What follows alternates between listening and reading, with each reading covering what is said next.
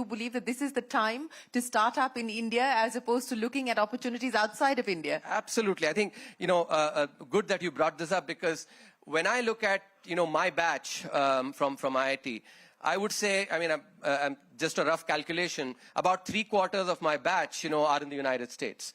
I would guess, I have not, done the data on this, but I would guess that, today's batches, maybe even the last 7, maybe a decade, about 1/4 of the batch may actually be in the United States. And, here I want to point out, especially for this class here, think about what your salaries will multiply over the next 35, 40 years. And let's, so as I was sitting, I was just basically thinking about my first salary check, was 4,555 rupees.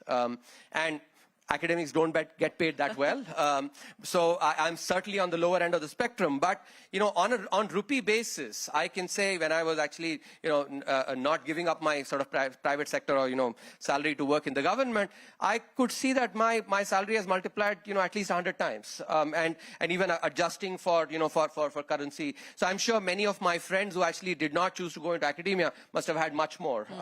Now, when the economy is going to grow at, let's say, 10% a dollar or 12% in dollar terms, right?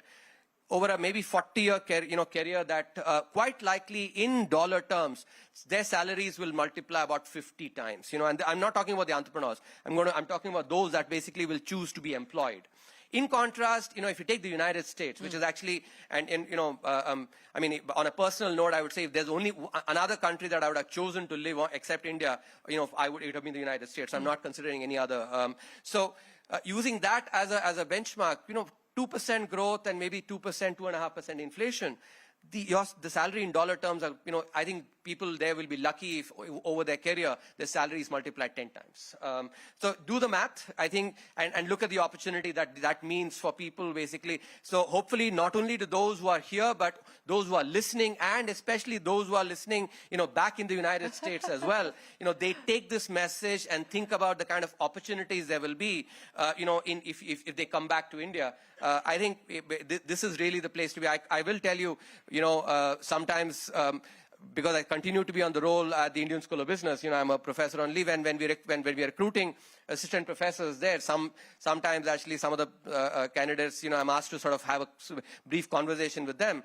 I tell them actually this, the next 20, 25 years, 30 years, this is where a lot of the research will get done. And here's where your salaries will multiply. So this is the place to be. This is the place to be. I also now want to talk to you about the issue that we're championing here, and that is the issue of gender parity. Your predecessor had actually put out an economic survey that was pink, symbolizing the need for the government and for the private sector to focus on gender parity and for increasing the participation of women in the workforce. But, as we talk about this 8% growth number, this $55 trillion aspiration that we have for 2047, the importance, the role, the relevance of women in achieving that. Yes. No, I think, I don't remember the name of the entrepreneur who talked about the fact that, I think it was, what was his name? Abhiraj. Yes. So I think he's a junior of mine from ITK. He talked about how,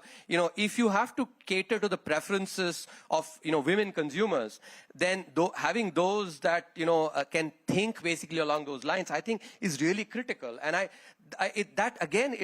was so gratified to hear that, because that makes it a business proposition. And I think, I can tell you, if somebody observed, if you had seen me, for instance, let's say when I was in IIT versus today, it was when you were, maybe a street urchin, you might have called me actually when I was, because having my wife, for instance, and she's been such a big contributor in what I've become eventually. I think some of the soft skills actually, and these are aspects, and the ability to without getting sort of stressed, being able to manage many different things. I'll just give you one example. When I was a CA, typically, and many of the advisors, the Indian Economic Service actually are women. They would be in a meeting with me maybe at 3:30, 4 or something, and they'd get these calls actually, and they would be, because they're in a meeting with me, they would be, declining those calls. If the call comes twice or thrice, I knew this was actually either their kid or their mates calling basically for what needs to be made for dinner. And so because that's exactly what, my wife, so when I was at ISB, it's the rare occasions when she was not instructing our kids or the maid to actually say what needs to be cooked. My kids would call me up. I would be at a loss actually to be able to, I would go, ask them to go and That's say. the problem, isn't it? We need the calls to be coming both ways. I agree. No, I think, let me be very, very grateful for the kind of, intellectual horsepower that is required while you're actually at work, So the only times when my wife would not pick up, she used to manage the entire MBA, suite at ISB, if she was the dean. Otherwise, she'd basically take that call and, and instruct, because she would know exactly what was there in the refrigerator. She knew exactly. I had to, in contrast, ask what is there and then maybe suggest, right?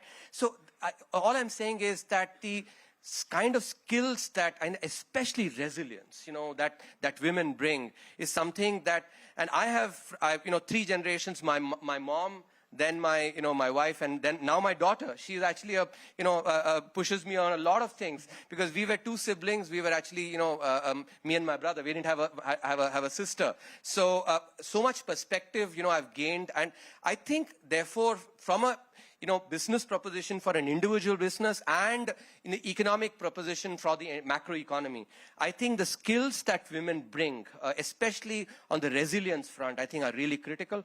And I say this because, in my opinion, in the next 20-25 years, there will be the frequency of shocks will be higher. And therefore, being able to be resilient, and you talked about how basically you fall down, you still dust yourself and wake, get up and run again. I think that's a skill that I think women can, not only can they implement in the economy, but they actually can be really inspiration for many of the men to sort of pick up on. Mr. Subramaniam, it's been an absolute pleasure. Thank you very much for joining us. We appreciate your insights, your time, and congratulations once again on your new book. Ladies and gentlemen, a big round of applause for the former Chief Economic Advisor. Thank you so much.